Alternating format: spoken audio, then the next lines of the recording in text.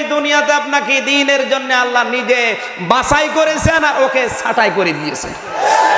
আল্লাহ নিজে তোমাকে দ্বীনের জন্য নির্বাচিত করেন, বাছাই করেন।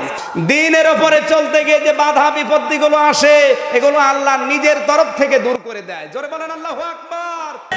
আলহামদুলিল্লাহি রাব্বিল মাশরিকাইনি ওয়া রাব্বিল মাগরিবাইন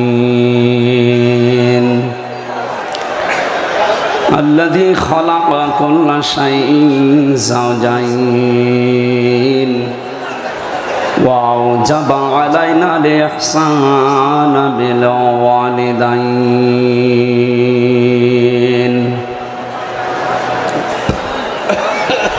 ونشهد أن لا إله إلا الله وحده لا شريك له ونشهد أن سيدنا وحبيبنا ومولانا